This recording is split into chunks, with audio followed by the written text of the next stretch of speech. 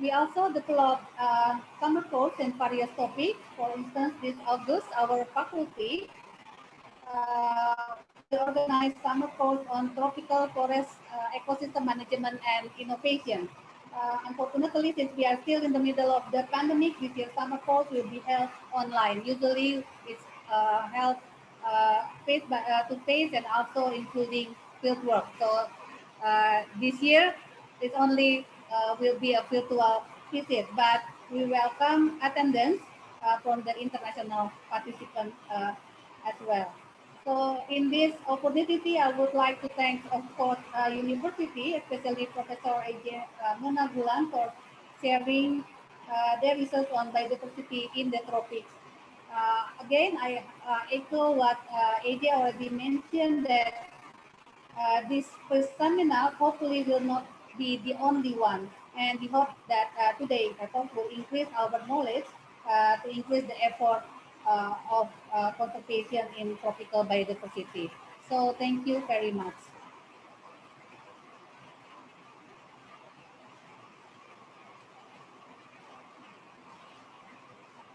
Thank you to Bu Mirza. It was very informative remark. Now we are moving to the primary agenda, the presentations from the speakers. We know the schedule was very tight. In Indonesia, it's almost until night, but I think it's all right. Biodiversity makes our future very bright.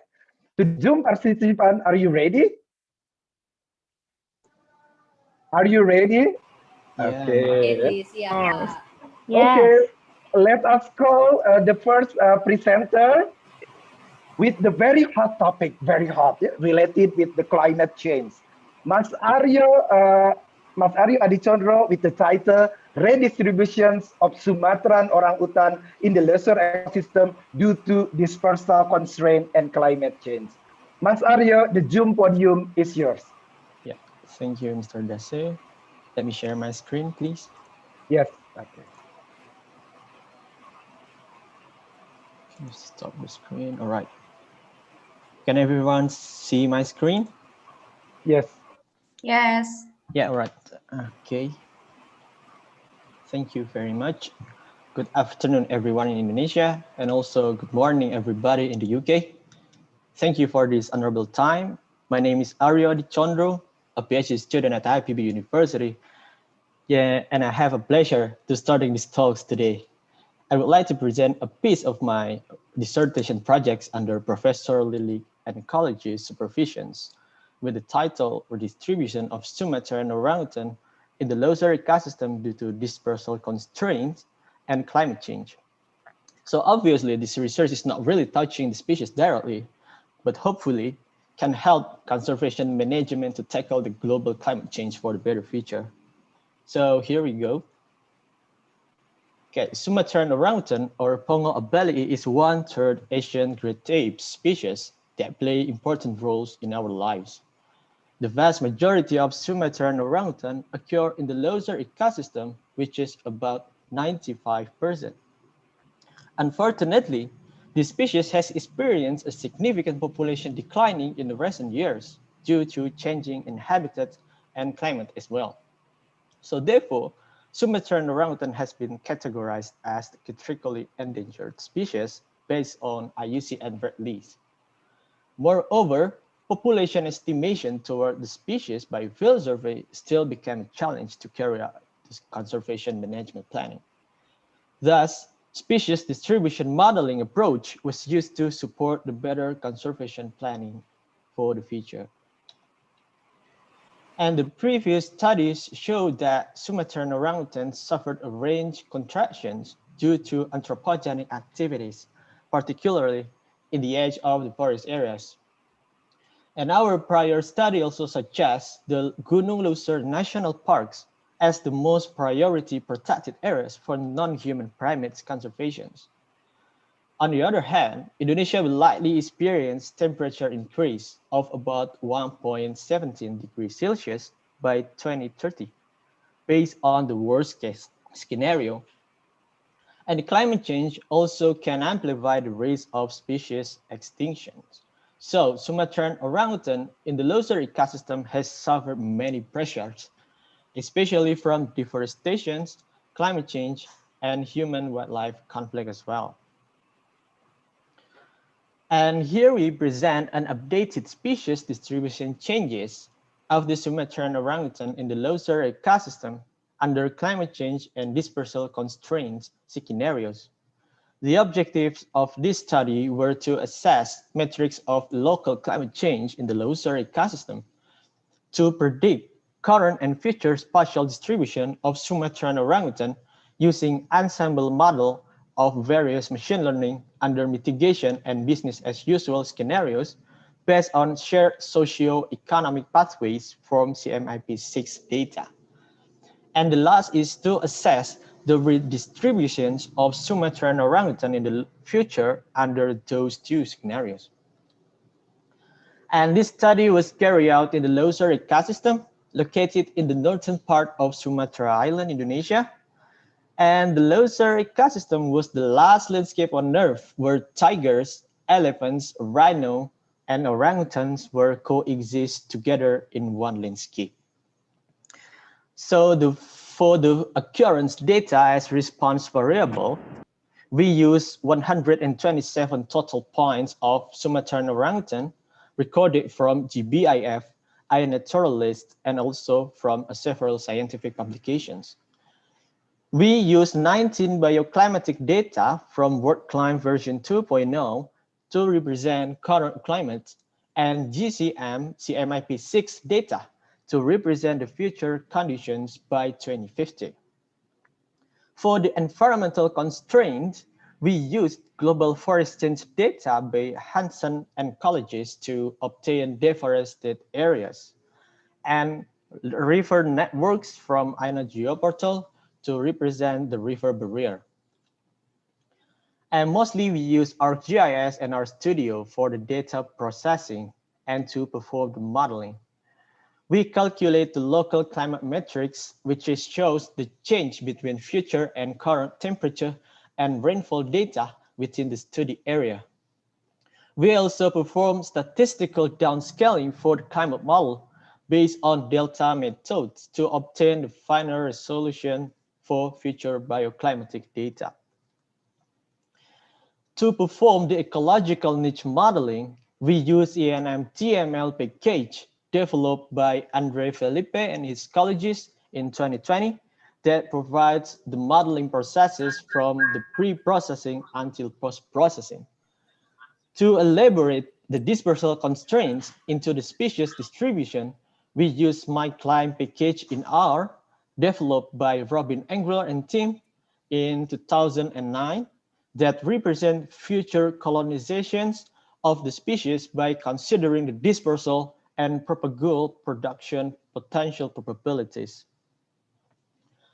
Then we use 7 different algorithms to perform species distribution model, which were support vector machine, random forest, Maxent, bioclimb, ENFA, GLM, and also Bayes-state regression tree. Moreover, we also produce an ensemble model using weighted mean by TSS. The study used 2 climate change and 5 dispersal barrier scenarios. So therefore, we have 10 total of coupled scenarios at the end. And these are our results in the climatic shifting. We found a significant increase on the mean annual temperature of about 1.24 degrees Celsius under mitigation scenario and 1.5 degrees Celsius under business as usual scenario. The temperature increases may occur reproductive rate reductions toward Sumatran orangutan that implies to population declining in the future. And surprisingly, the Leuser ecosystem will likely occur future increases in annual temperature annual rainfall by 2050 of about 127 millimeters and 85 millimeters under mitigation and business as usual scenarios, respectively. The result shows that SSP2 or mitigation scenario has more surplus in annual rainfall than business as usual scenario. And this research will give either positive or negative impacts to the Leuser ecosystem and its biodiversity including Sumatran orangutan. And here we show the model evaluation of binary maps of Sumatran orangutan distributions using 5 different metrics of accuracy. We found that the model performances were ranging from fair to excellent performance. The results shows that random forest algorithm has outperformed the other algorithms. So therefore, we use this algorithm for the further analysis. And these are the redistributions of Sumatran orangutan under mitigation scenario by 2050. Non-analog climates, or the red cells, represent the cells that are suitable in the present, but will become unsuitable in the future, thus exposing populations to migrate. The potential migrations, or the blue cells, is a newly suitable areas accessible via dispersal in the future. And the climate refugia, or the gray cells, represent the suitable cells in both present and future conditions. And these are the percentage of a range shift of Sumatran orangutan by 2050 under this scenario. And we can see the potential migratory directions of this species to the northwest of the Wallacean boundary and also to the high elevation zone. And these are the redistributions of Sumatran orangutan under business as usual scenario by 2050. We can see also that Sumatran orangutan will migrate from the southeast to the northwest part of the Wallacean ecosystem and will migrate to the mountain areas as well for the sake of niche conservatism. These results suggest that the distributions of this species will shift either in latitude or altitudinal space in response to changing climate. So this is the end of my presentation. Let me wrap up these things. The Wallacean ecosystem will be likely suffer temperature and precipitation increases by 2050. That implies to the future Sumatran orangutan populations. Random forest algorithm was proven to be the most robust approach to estimate the Sumatran orangutan distributions, and the redistributions of the species was highly determined by the existence of permeable migratory routes across the habitat patches. If the species cannot migrate to the potential refugia, the ecological bottleneck will likely occur, threatening the future Sumatran orangutan. And obviously, we are still far enough to completing this research puzzle. So for the further works, we will evaluate the potential role of evolutionary rescue, which is represent the phenotypic plasticity under climate change based on macroecological approaches, according to the Denis Filio et al. 2019. And we also will identify the wildlife corridor through the habitat patches to support Sumatran orangutan connectivity in the future. And I'm so looking forward for the future collaboration with the colleges in the University of Oxford as well. And the National Institutes of Health of America stated that we share almost 100% of their DNA, but we have destroyed 80% of their habitat. So don't let them disappear from this world. Thank you very much. Wow, great presentation.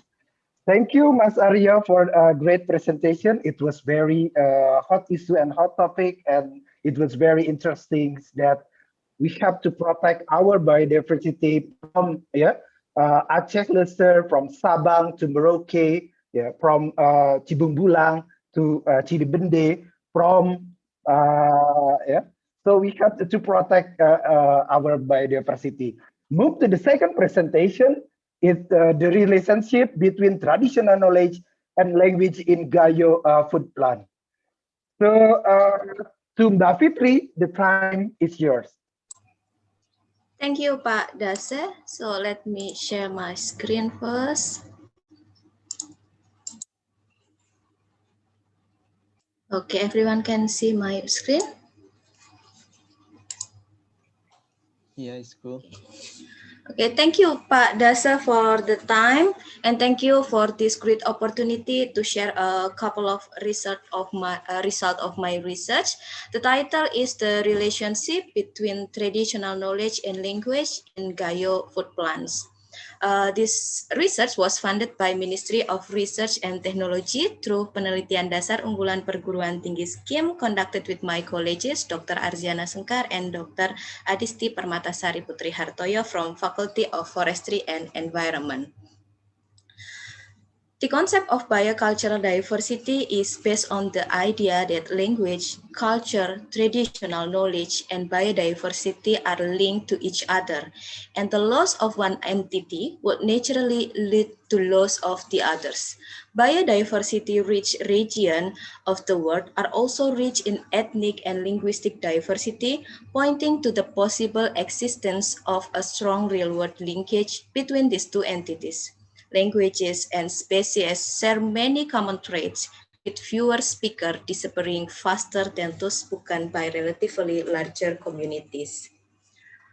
Likewise, the drivers responsible for loss of biodiversity are also the ones known to lead to the loss of languages. It is understood that in ecosystem managed by indigenous communities, the traditional knowledge encoded in their languages are primarily responsible for facilitating ecosystem management, which in turn result in biodiversity management. Traditional knowledge is acquired, accumulated, and transmitted through language and culture. And this underlines the need for conserving both languages and traditional knowledge for effective biodiversity conservation.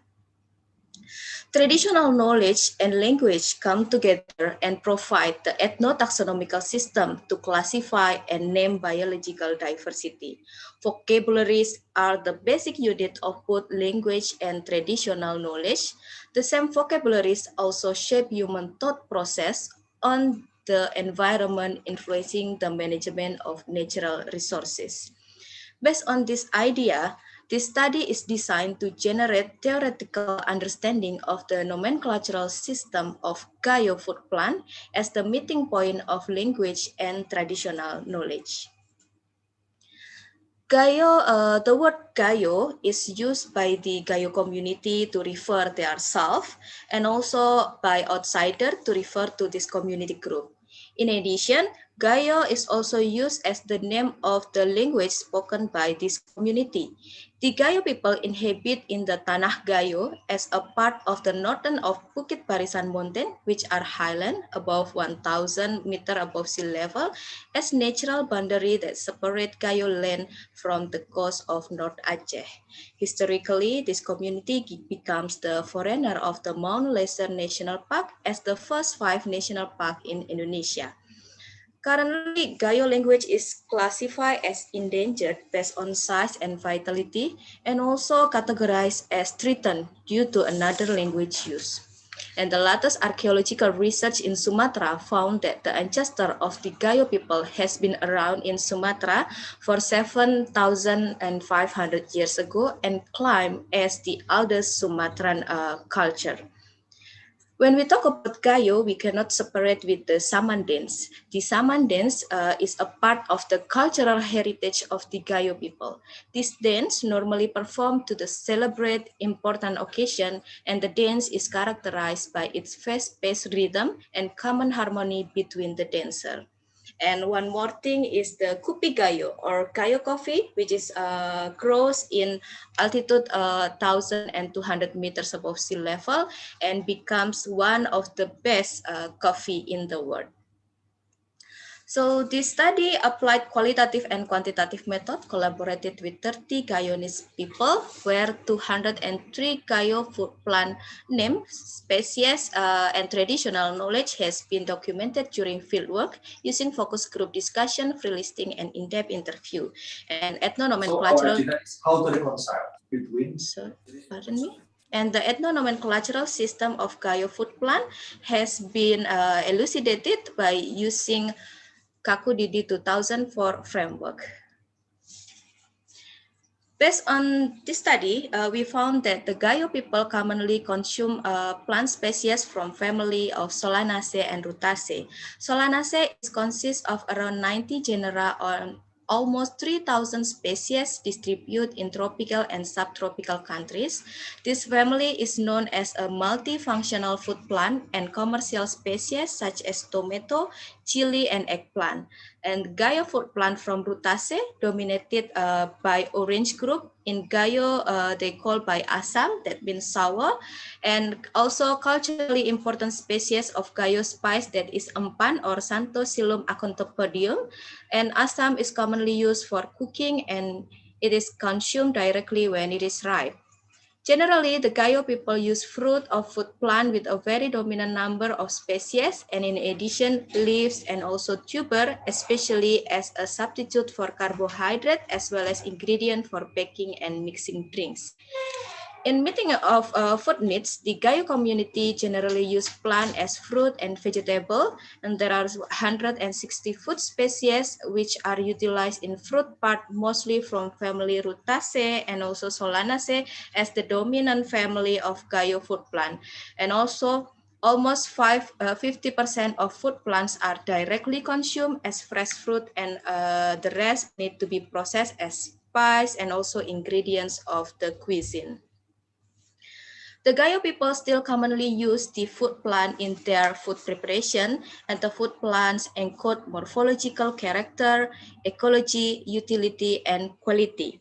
Yet about 41% of taxa could not be analyzed. The Gayo people distinguish the morphological character of food plant based on the color, size, and texture. The Gayo people use at least 6 basic color terms such as ilang means red, and then pote, koneng for yellow, hitam, ijo, and also ungu. For instance, in lasun ilang and lasun pote, which means onion and garlic. The Gayo community use the term size of the plant such as kul and gong to denote the big size and also kece, kincit, and pente for denote the small size. One of variety of small citrus which is named by Assam kincit. Assam means sour and kincit means the tiny shape of human faces. So it refers the very small size of a citrus. And there are also taxa identified based on texture such as halus for fine and also kapas for soft. In ecological mechanism, the Gayo community use several identification groups, including plant origin, and then habitat, and also name of the place. Some documented source of plant origin are Java, Bali, Bogor, Japan, and then Makkah, and sometimes they use word Keling to denote India, and the habitat denoted by the place where the common people find the food plants such as forest for utan and then the large area as alas. The ecological or habitat category plays an important role in whether a biotic category will be seen culturally and also reflect community relation with others. Furthermore, utility mechanism indicate the identification of plant can be grouped by use and then the method of use and also part of use. Food plants are understood as the utilization group of food plant diversity. However, utilitarian characteristic might differ and in many cases could reflect the importance of the species into the community. Based on it, the Gayo community use some plant that given name by jantar. Jantar means vegetables because it is an ingredient for vegetables, and given name with rujak because it is used to make a salad. And only this variety of yam, this one is kepile rujak, kepile is yam, and rujak is mixed fruit. So only this variety can be used directly to make a salad.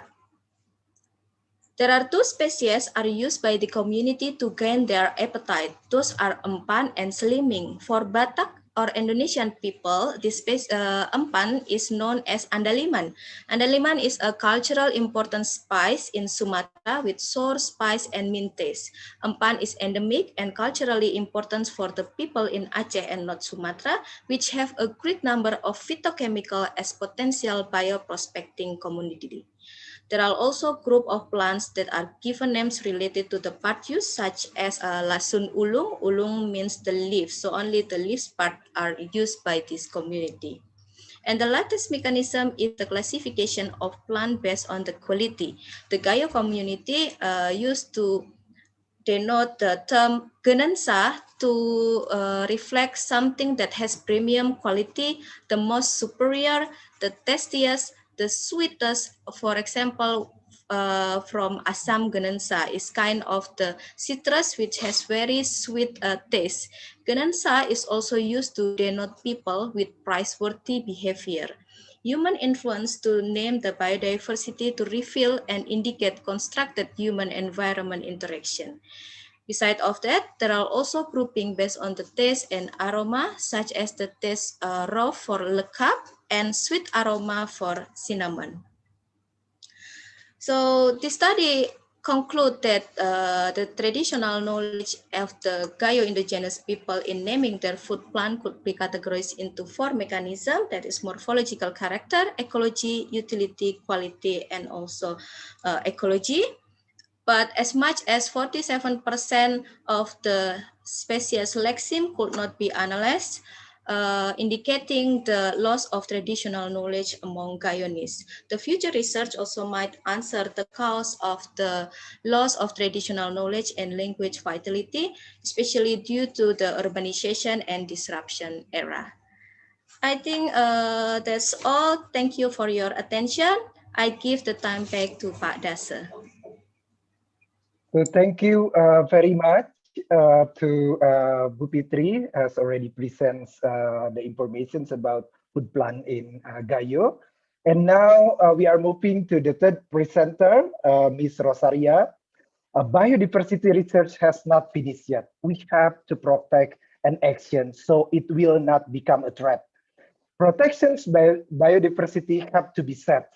Later, we will raise up our head. So the role of plant biodiversity in delivering ecosystem service to underpin human well-being, a study in Wallacean. So to Ms. Rosaria, please, Zoom podium is yours. Give applause to Ms. Rosaria. Thank you, thank you. So I guess you can both listen to me and also seeing my screen. Yeah. Yes. So hi, I am Rosaria. I am an Indonesian currently studying at the University of Oxford. My thesis project revolves around the link between plant biodiversity and human well-being, with Wallacean region in Indonesia as the case study. So actually, I'm still at the beginning of my second year of PhD in Oxford, and therefore my research is still underway, and hopefully, fingers crossed, it will, turns out well. So hang on. Yep. My research can be traced back from a meeting I had with brilliant UK and Indonesian biodiversity researchers 2 years ago in South Sulawesi, Makassar.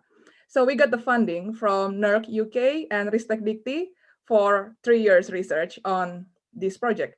And so far, it has been a pleasure working with these researchers.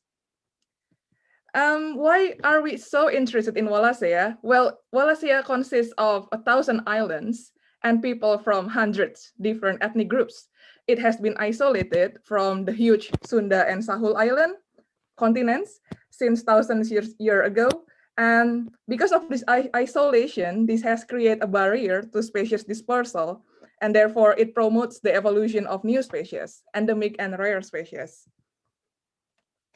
Therefore, there are a high number of endemic and rare species in Wallacea: vascular plants, amphibians, mammals, and other species. And actually, new species keep being discovered each year. There is always something new discovered in Wallacea. And the pictures in here are some of the ecosystem types that we can find in Wallacea, just how diverse they are, right? So my research will particularly focus on Lesser Sunda Islands of southern part of Wallacea. So why my team and I particularly intrigued with Lesser Sunda Islands? Well, it is the least studied among other Wallacean regions and perhaps in Indonesia scale. Lesser Sunda is different from the rest of Indonesia because unlike other parts of Indonesia with tropical rainforest, Lesser Sunda Islands, it has a tropical seasonal climate leading to a significant dry season. The species there are therefore very distinct from the other regions. And as you can see in this figure in the map, Lesser Sunda Islands consist of so many small islands scattered everywhere. And because of this small island feature, there is so much barrier to species dispersal, and therefore the endemicity and rarity of species here is much higher than other regions in larger islands. So Lesser Sunda has a mosaic of ecosystems, mainly consisting of seasonal dry forests of various kinds, savanna, and grassland. This diversity of species and ecosystem has an important role not only for Indonesia, but actually also for global bioresource and in preventing climate change at the global level. However, despite this rich biodiversity, the dry season in Lesser Sunda Islands has, as we all know, led to undernutrition and poverty, actually the highest among the highest in Indonesia. And this issue will be the center of my research.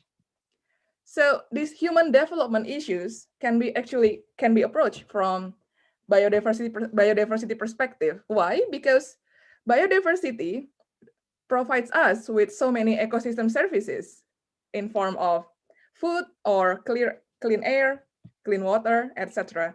And these services are the key to human well-being. We cannot live without a good environment.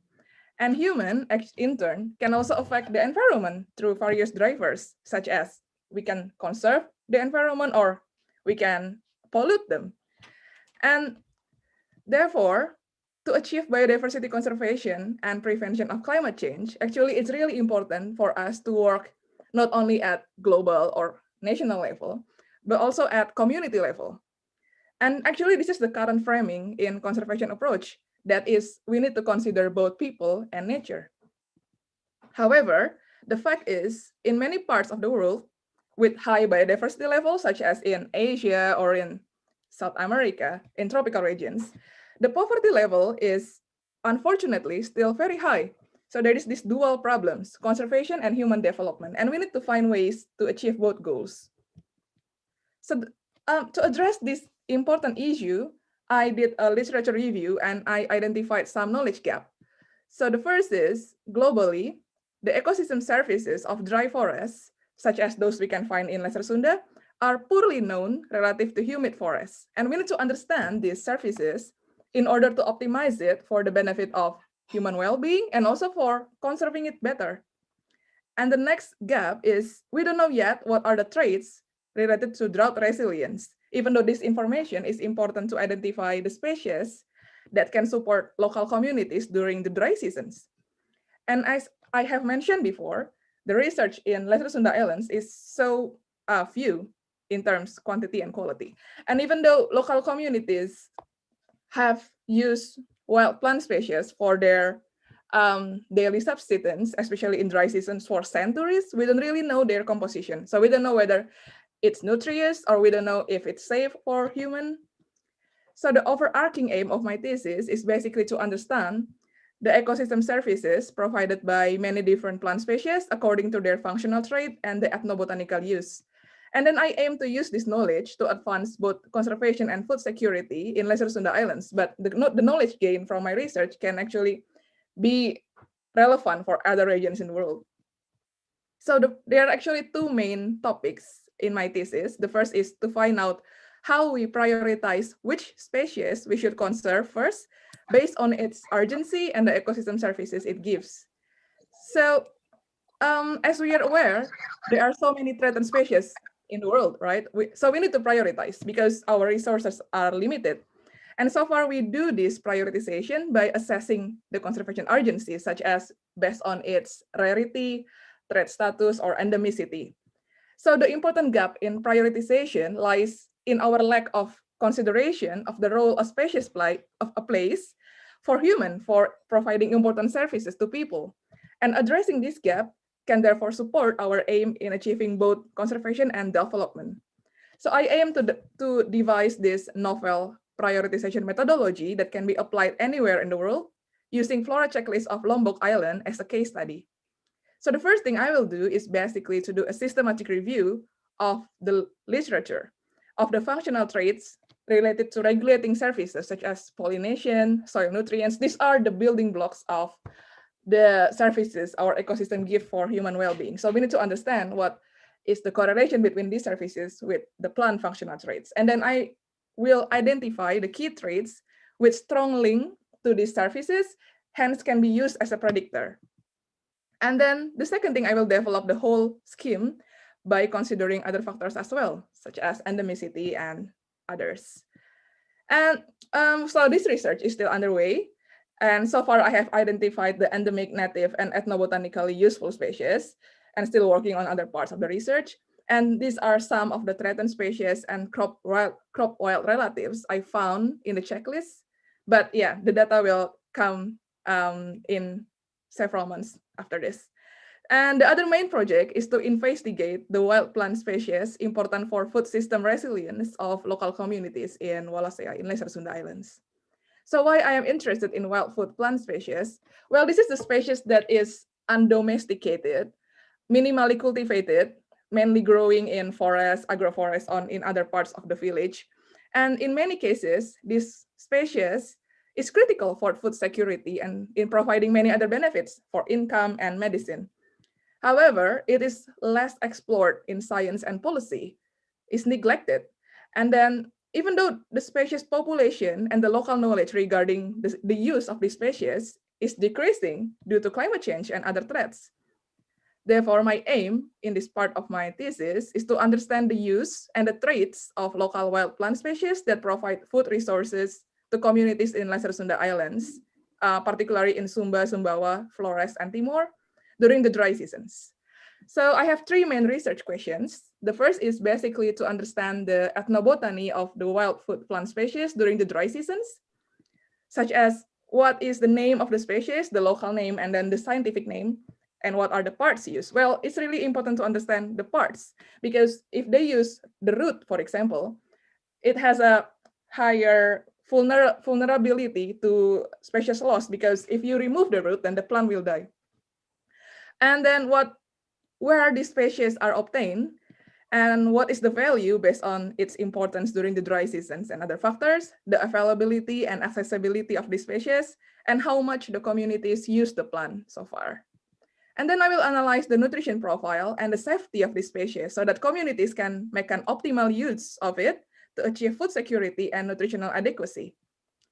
Then I'm asking if there are other species that people haven't used, but actually can be used. So I do this by analyzing the plant traits important for drought resilience, and then exploring if there are other species having these traits, so it is potential to be used. And so to summarize, the output of this part of my research will be in form of the list of plant species that are potential to promote food security and hence need to be conserved. And also the list of traits related to drought resilience and if there are other species with untapped potential. So this trait data can be relevant to other regions in the world as well, especially those with tropical seasonal climate like Lesser Sunda Islands. So these are the major steps of the field research I will conduct. Hopefully I will do it in July with my team in Nusa Cendana University and also LIPI. And yeah, it will consist from initial discussions. We hope to make it as participatory as possible, pilot study, interviews and focus group, data validation, taxonomic and laboratory, and ecological analysis. So in doing so, we will follow these ethical procedures to minimize the risks and optimize the benefits for the communities and also for science. So far, because my fieldwork is postponed thanks to COVID, my fieldwork is planned to start in July this year. And so far, I have done extensive review of the ecological and socio-economic conditions of the islands and we are going to do our fieldwork at. And this is an example of the map we created for the West Central Forest. And then I also reviewed what research has been done before in that area. And then I list the species that people have found in there before, and then review the characteristics of the species and then targeted those species that are interesting so we can find it in the field and creating a guide so our researchers can locate and identify the species. But then we are sure that when we go to the field, we will find so many new things that haven't been discovered before. So this is to summarize the research outputs of my thesis. Will be informed not only in publication, but also hopefully in form of policy recommendations, database, so it can be accessed globally, and also knowledge transfer to the community, capacity building in form of many workshops, and also with like a real conservation action on the field.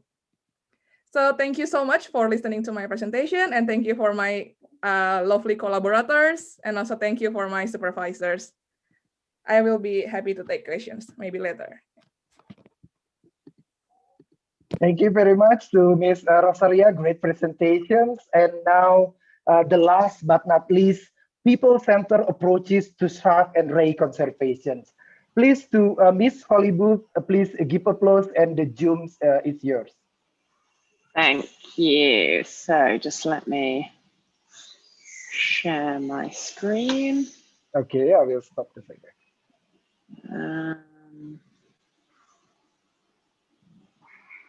Can everybody see? Yes, but not yet full screen. Okay. Okay, now it's already. There we go. Hi everyone. Selamat sore teman-teman. Thanks for the opportunity to present today. Terima kasih atas kesempatannya. My name's Holly and I'm a PhD researcher at the University of Oxford, working on people-centered approaches to shark and ray conservation, with a particular focus in Indonesia and in partnership with IPB. So today I'm going to talk briefly about why this research is important, and then I'm going to give you a quick overview of some of the key findings of my PhD research so far. So this is important because sharks and rays are amongst the world's most threatened species groups.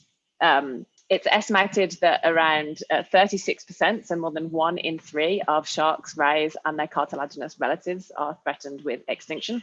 And this makes them one of the world's most threatened vertebrate groups. The main threat to sharks and rays is overfishing.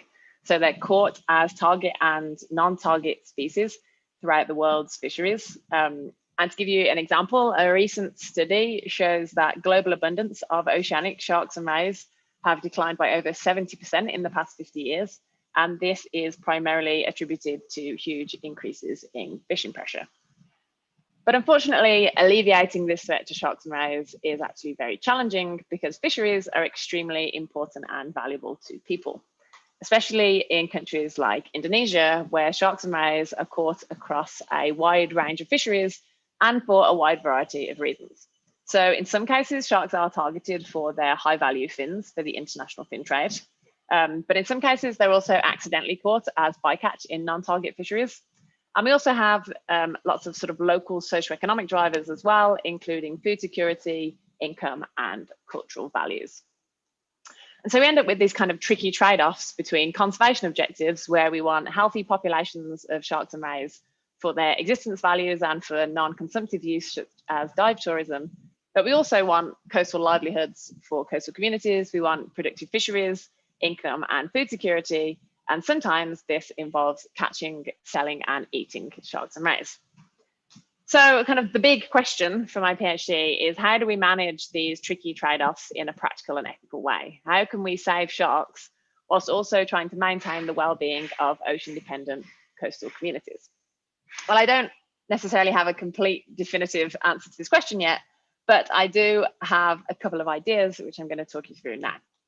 So one of the first and most important things we can do is to adopt integrated risk-based approaches for shark and ray management.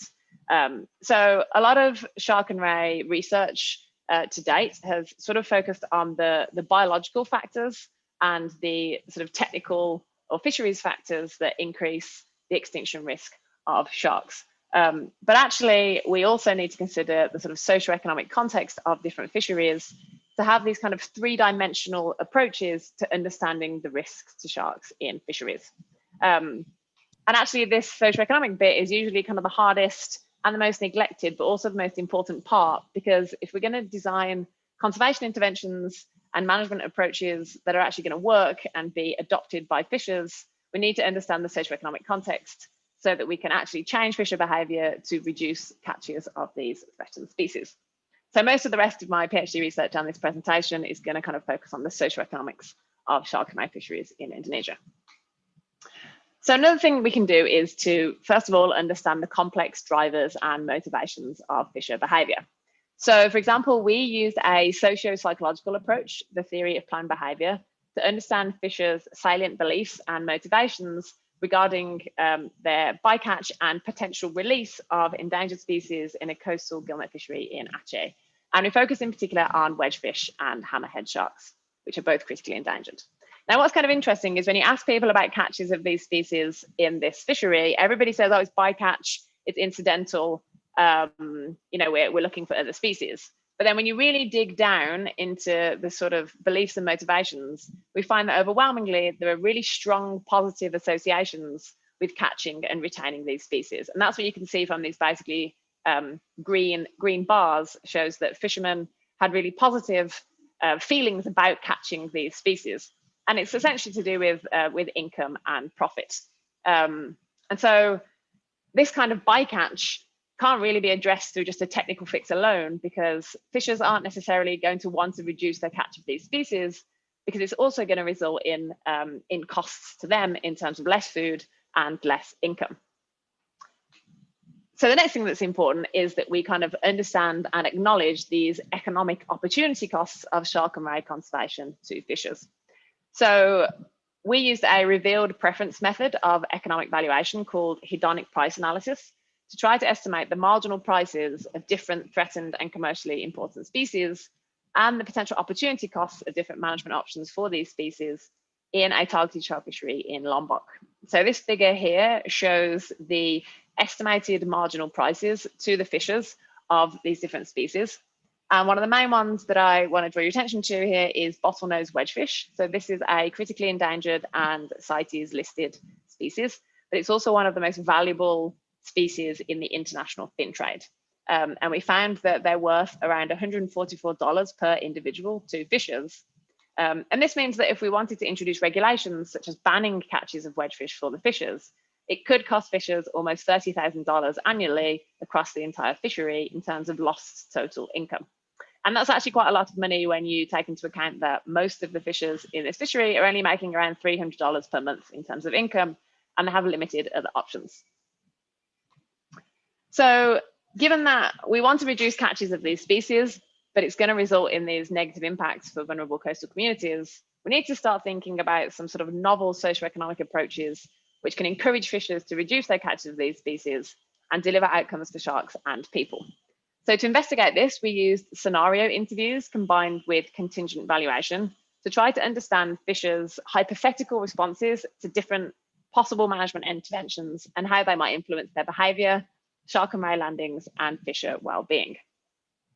So interestingly, when we asked fishers what they would do in the future in terms of their catches of hammerhead sharks and wedgefish, if nothing changes, if there's no management at all, most fishers said they actually want to continue to increase their catches of these species, which is obviously a concern in terms of conservation because both of these species are critically endangered. We then asked fishers, okay, what if we were to give you a direct incentive or compensation? What if we were to pay you a compensation for reducing your catches of these species to zero? Would you change your fishing behaviour? And almost all fishermen agreed that if they were financially compensated for the reduced catches, they would change their behaviour and reduce their catches of these species to zero.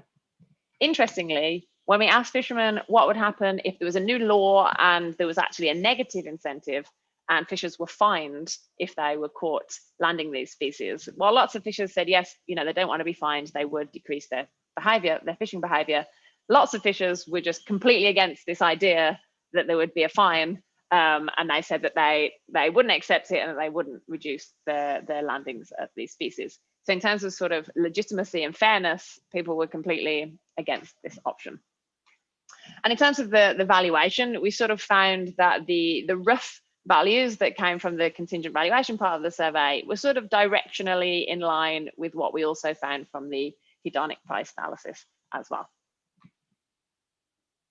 So finally, we know that shark conservation is potentially going to be costly to coastal communities. And we've seen that potentially if we compensate financially coastal communities, they might reduce their catches of critically endangered species. But how on earth are we actually going to pay for this in the long term? So we've been looking at a couple of novel financing mechanisms which could meet these costs. So the first one is a beneficiary pays approach in the tourism sector. So there's lots of sort of studies out there that talk about sharks and rays being worth more alive than they are dead because of the high value tourism industry. So one study estimates that mantas are worth about $1 million, a single manta is worth about $1 million throughout the course of its lifetime. And shark and ray tourists spend about 22 million US dollars annually within Indonesia. However, most of this value doesn't go to fishers because they don't own tourism businesses. And actually very little of this value goes back into conserving sharks and rays. It mostly goes to tourism businesses and isn't reinvested into shark and ray conservation. So could tourists and tourism companies pay some kind of tourism taxes or donations which would go towards protecting this valuable resource? The other mechanism is potentially a polluter pays approach in commercial fisheries. So bycatch is still the biggest source of shark and ray mortality globally, and this imposes a cost on society because it has negative impacts on threatened species. So could commercial fishing companies pay blue taxes to compensate for the damage that they cause to the species that they catch as bycatch?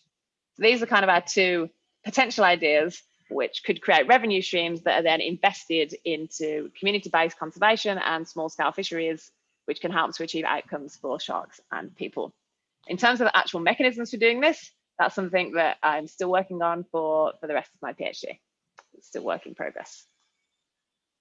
So in summary, shark and ray conservation is both technically and socioeconomically challenging, and it can entail tricky trade-offs between fisheries and livelihood objectives and conservation objectives. People-centered approaches, where we sort of try to understand the behavioral drivers of shark and ray fishing and some of the socioeconomic constraints, are essential for balancing these trade-offs and designing effective and equitable conservation interventions. But often these people-centered perspectives are given limited attention.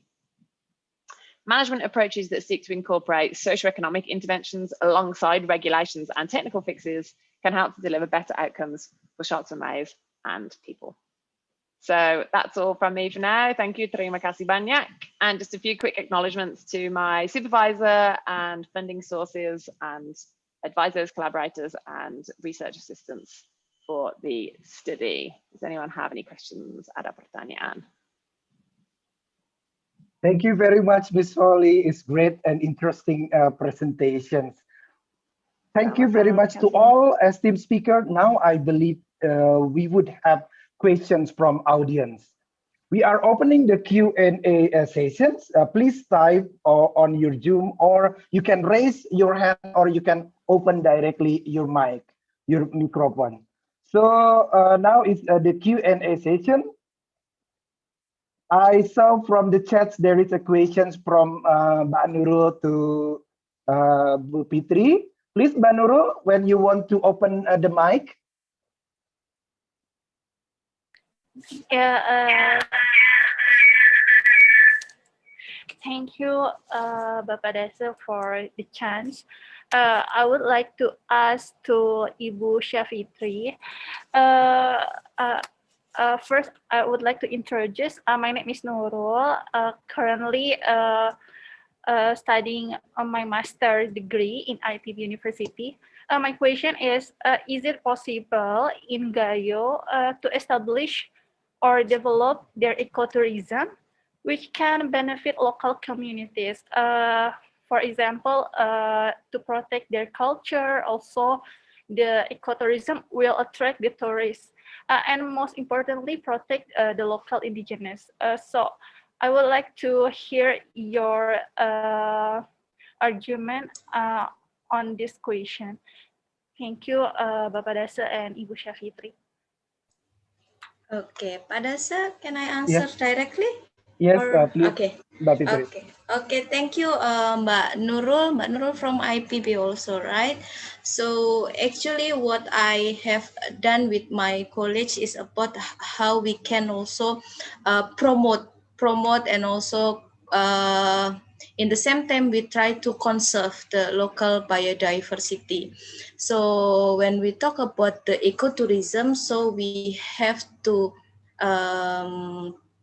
think about the biodiversity and also the cultural, and we know about the community-based tourism concept, or we can try to develop the biodiversity based on the community or the traditional knowledge and promote them to get the very good ecotourism program. So I think it's very possible, especially the Gayo people, they are very open-minded.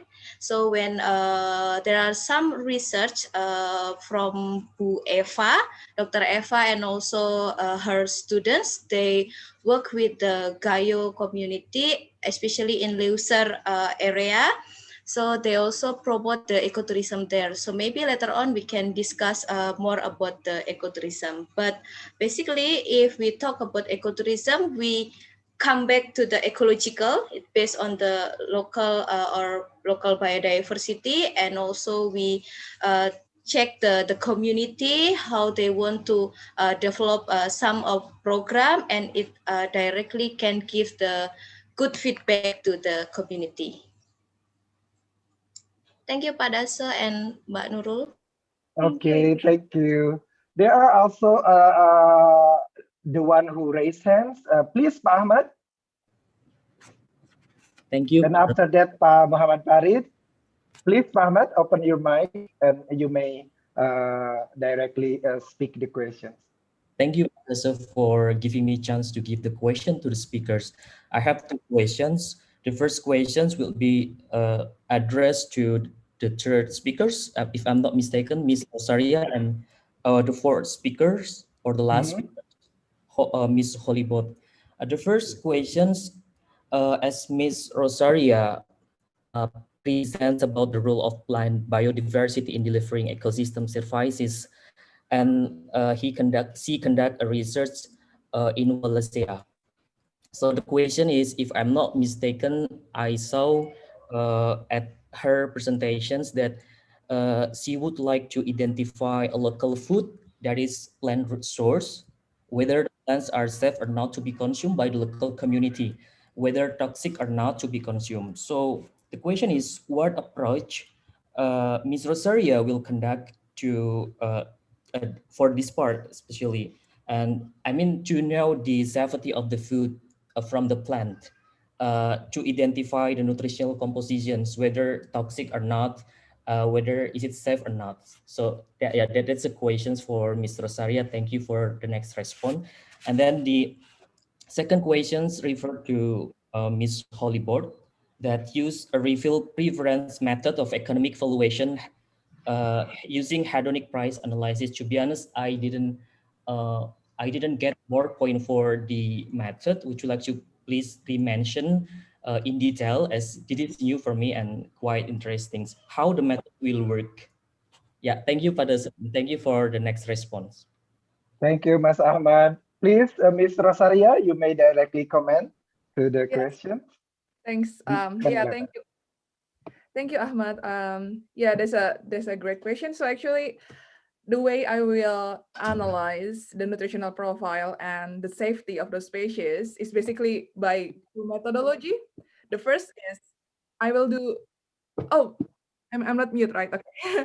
I will do a literature review and see if there are other past research that has analyzed this species before. But we need to be careful in doing this literature review, because with species composition, it could be different if, for example, if a species is grown not in tropical seasonal climate, and then compared to species in tropical seasonal climate, the composition might be different. So I will analyze not only whether there are other people who have analyzed this species, but also whether it's relevant to our case.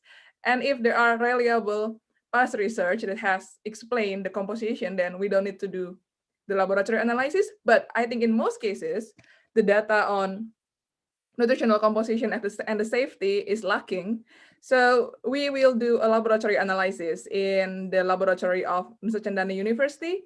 So we will analyze the nutrition from proximate composition to micronutrients, and also whether it contains anti-nutrients such as oxalate or other toxic compounds. So we need to understand these anti-nutrients and toxic compounds, because if we know this information, we can inform the community to prepare the food in such a way that can minimize the risks by, for example, by boiling it first or other methods. So yeah, research review and laboratory basically. Thanks.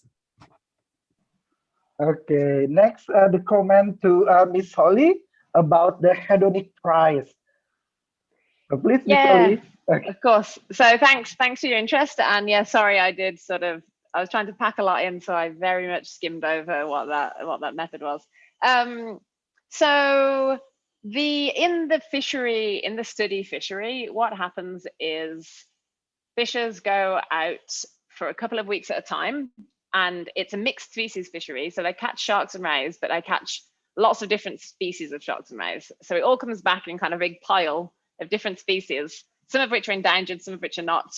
And it all gets sold for one single price. So the entire catch gets sold in a single bundle. And the fishers, I think, don't actually know how much each individual shark is worth.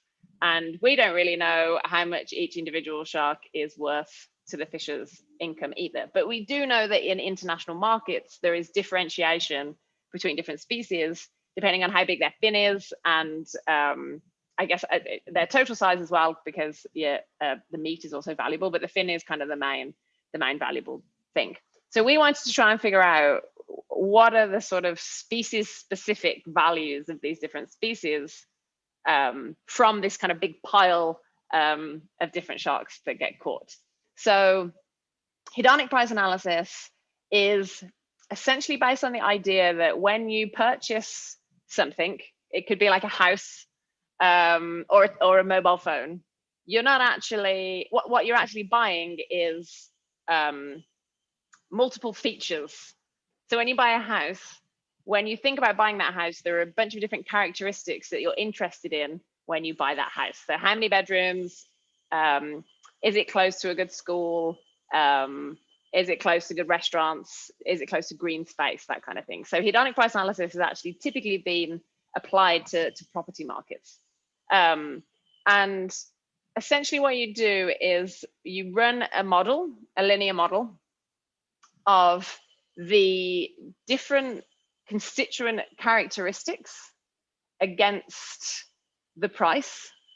And from running those models, you're able to sort of infer the marginal value of the different constituent characteristics of the product. And so in this instance, our product was the kind of lump of sharks that fishers caught. And so every time they go out on a trip, there's a different catch composition of sharks and a different price associated with each lump. And so we ran models that shows that, first of all, species composition is significant in explaining the price. So which species are in there does matter. And then the next step was running a model of species composition of each lump of catch, and then the coefficients of the model give you an estimated marginal value of the different species that are within all of those lumps of catch. So I hope that makes sense. And if you want to, I can also send you some more information on that method after the event as well. Thank you. So the method can estimate marginal price of different threatened and commercially important species, is it?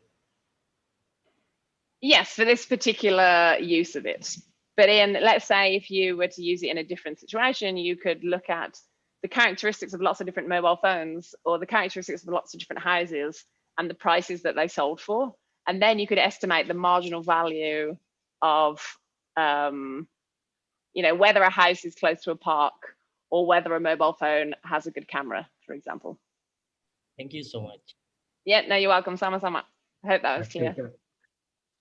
There are questions from Bu Ani, Professor Ani. Please open the microphone. Thank you, Mas.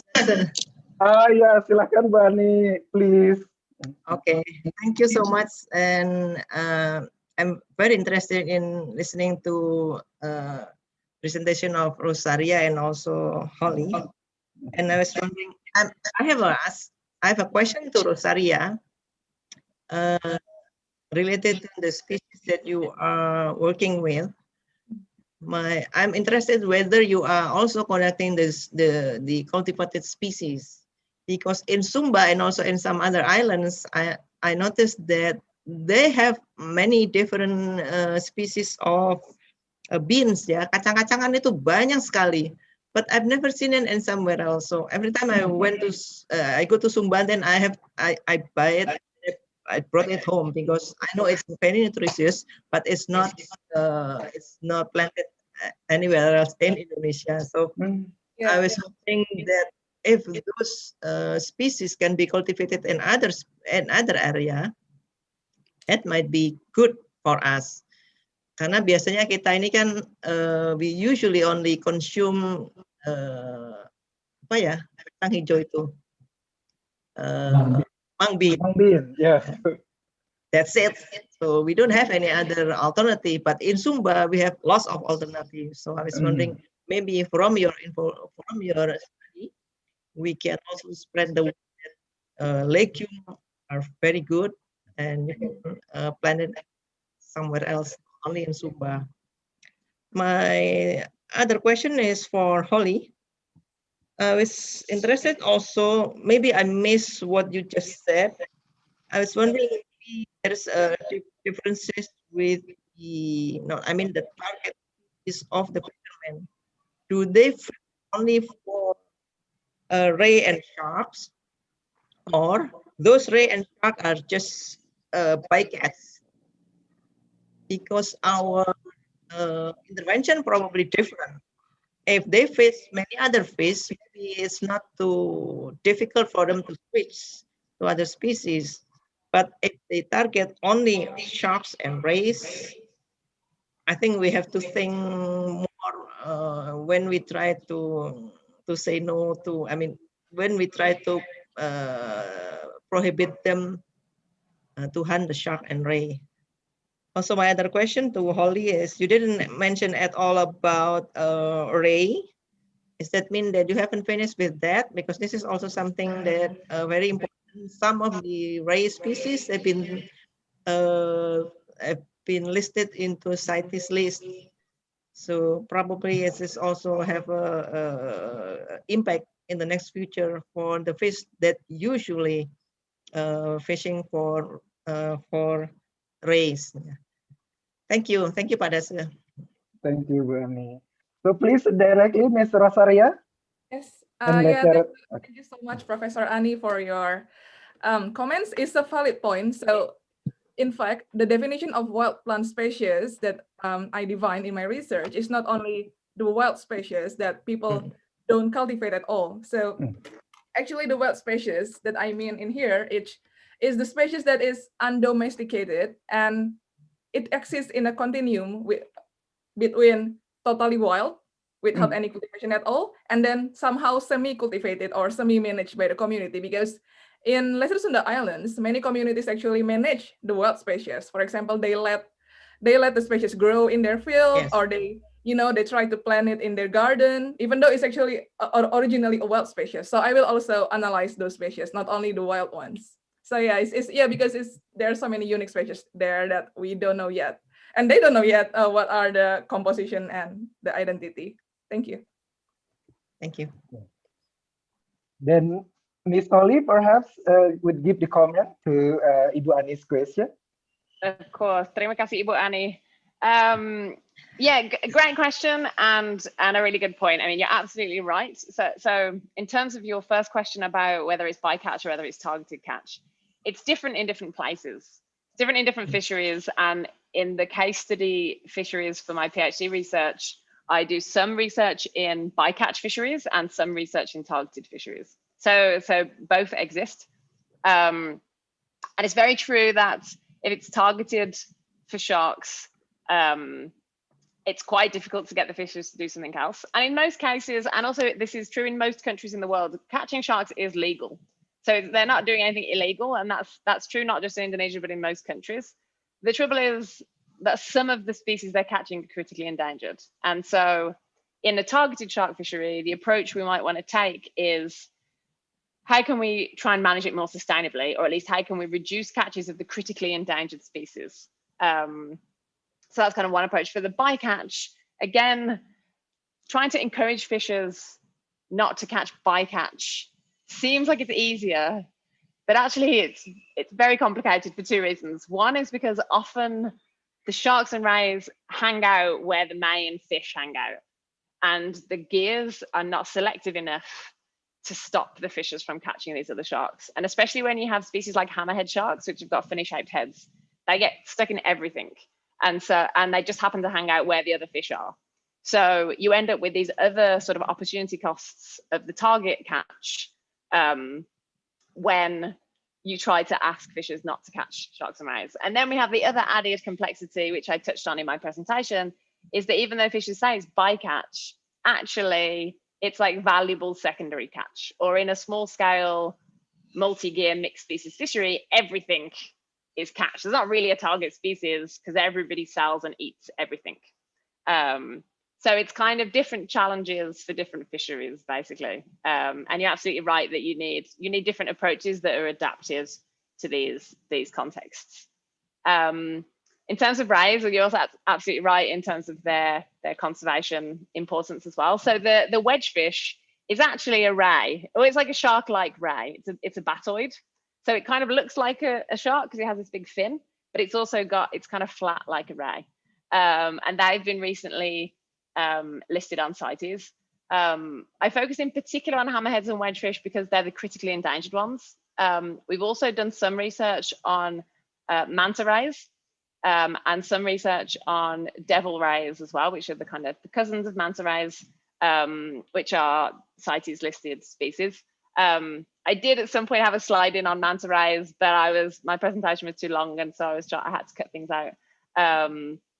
But yeah, so we have done some stuff on rays, and if you want to reach out after the talk, I can send you some more information on the work we've been doing on rays as well. So yeah, thanks for your interest. Terima kasih. Thank you. Thank you to the questions and answer. And move to Mas Tabal. Can you open the microphone, please? Okay, Mr. Dasa. Thank you for the opportunities, Mr. Dasa. Hello, everyone. My name is Tabarif Rahmani from IPB University. I have a question for Mr. Aryo. My question is, what is the reason you use deforestation data from global forest change, even though your study location is in Indonesia? Why you not use the deforestation data from the Indonesian government? Because I think there's a little bit differences about the definition of forest area and also the deforestation between the global forest change and Indonesian government. Thank you. All right. Please, okay. Shall Mas Aryo. I answer directly? So thank you for the great questions, Mr. Taba. And for that, yeah, we realized that there are some political issues regarding deforestation definition in Indonesia. But however, in this research, we only want to know the naturally physical dynamics on the vegetation disturbance as the Sumatran orangutan habitat degradations. And as we know that GFC data were retrieved from the high resolution of remotely sensed data, and we thought that it makes sense, it was make sense to use the data to describe the vegetation disturbance. So therefore, we thought that it is not necessary to align its definition with the government regarding that problem. Is it clear? Yeah, thank you for the answer. For the question, sorry.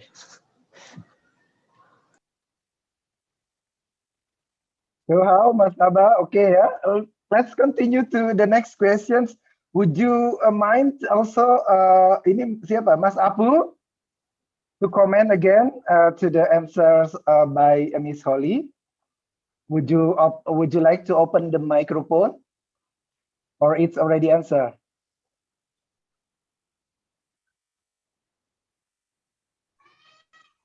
Okay, yeah, let's. thank you, Pak Okay. Dase. I think Miss Holly has already answered the question. Thank you. Okay. Okay. So it's already clear, yeah. Next questions from Mas Dwi Aryoga. Please open the microphone. Yeah, thank you, Mas. Yeah, I'm from IPB University. So my question to Holly. Hi, Holly. So Hi, Dewey. Good to see you. nice to see you again. So in terms of bycatch issues, yeah, we already know that there is a certain condition in different places here. But bycatch is one of the biggest production since there is a trade that buying the bycatch sharks instead of the targeted sharks species. And the approach that already ongoing that government doesn't have not cover all the species regulations related and that, and the bycatch fisheries also only dedicated certain fisheries, not all the commodities. But in one side, there is a B2B approach that using FIP certifications or rather that pressure, giving the pressure to the fisheries company to comply that for not to be utilize the shark finning or other kind of regulated species. But since I'm not updated yet, right now, is there any strategy that not based on the economic valuation or in terms of the conservation that I see in the chat, you mentioned about the approach in the community. But is there any innovations? Questions. Thank you. The last part is a little bit break sounds. Would you mind repeat again for last of the questions? Yeah. Is it clear? Yes, now it's clear. Yeah, so the last part is the question actually. So because we know there is a regulation approach, there is a B2B approach, and I just want to asking about, is there any other approach that not really based on economic valuations when we doing the shark conservation or second race conservation? Yeah, maybe that's the questions. Yeah. Hope it's clear. Yeah, no, that's clear. So I think when we're trying to do shark conservation in fisheries and when we're trying to reduce catches of certain species, in fact, this is true of all kinds of behavior change. There are many different ways that you can make it happen. And I guess there's, in very simple terms, you know, you've got rules and regulations and you've got your stick, and you make rules and regulations and you punish people who don't comply to the regulations. Then I guess you've got your economic approaches, which or your positive incentives, which would be exactly as you said, things like the fisheries improvement projects to try to create these like market-based incentives for sustainability, or, and this is sort of what my research mainly focuses on, these kinds of payments for ecosystem service schemes, which essentially would compensate fishers to reduce their catches. But those are economic. And things like alternative livelihoods as well, which is typically economic. In terms of non-economic approaches, you can think about things like social marketing and social norms, where you essentially try to alter people's intrinsic motivations towards conservation and try to capture their hearts and minds and get people to, you know, conserve the species because they think it's the right thing to do, or because their community thinks it's the right thing to do, or just because they care about it. I think in most cases, with sharks and rays, because they're so valuable, in the short term, it's actually quite difficult to do kind of the social marketing approach, or it's difficult to do a social marketing approach on its own. My opinion is that in most situations, you actually need a mixture of interventions, because different people have got different perceptions and behaviors about different things. And some people in a community might get lots of value from catching a certain species, and other people might not, or some people might care about conservation and others don't. And so typically, when you look at sort of effective conservation projects, it's usually a combination of rules and regulations, economic interventions with incentives, and this kind of social marketing approach where you're essentially trying to, in the long term, capture hearts and minds and change social norms. So yeah, I would say those are the sort of broad types of approaches you can use. And it basically depends on the fishery, which ones you might want to use, but usually it's good to use all of them in order to have kind of a comprehensive impact, I would say. I hope that's clear. I hope that answers your question, but feel free to send me an email after and we can chat some more if you like. It's good to see you again. I hope you're doing well. Yeah, thank you. Okay, thank you for the questions and answer, Ms. Holly. So now, due to time constraints, we are very sorry that live Q&A has come to an end, and we come to the last bit of this webinar and time wrap up of our event together. Hopefully today will be beneficial for everybody, and we are encouraged to engage more to each other despite this uneasy time of COVID, and keep the positive spirit alive. I'm Dase Hunayepi as the moderator and also committee of this event today. We beg you pardon of the mistakes, and thank you to all speakers and participants. We wish that IPBTalk with Oxford University will give us inspire.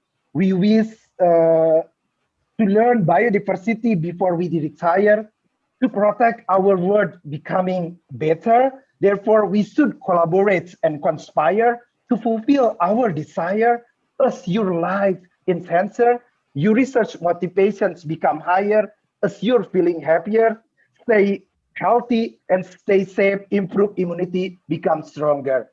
So thank you and see you soon in next IPB Talk. Thank you. Thank you, Pak Dasa. Thank you, Thank you. everyone. Terima kasih, Pak so much. Dasa. Everyone. I loved your poems, by the way. Thank you, Pak. Wonderful. Terima kasih Pujangga, semua. pujangga. Makasih Thank semuanya. you, Kita Miss tadi Ali. sudah berfoto ya. Belum kayaknya foto dulu ya.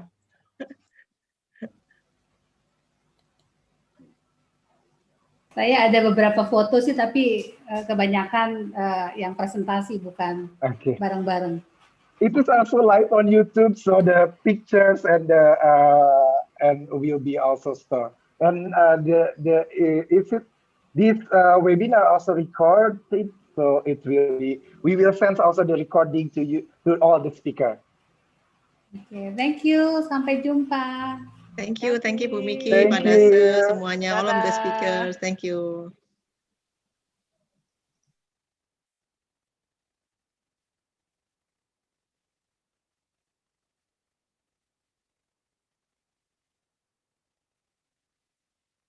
Alhamdulillah, terima kasih.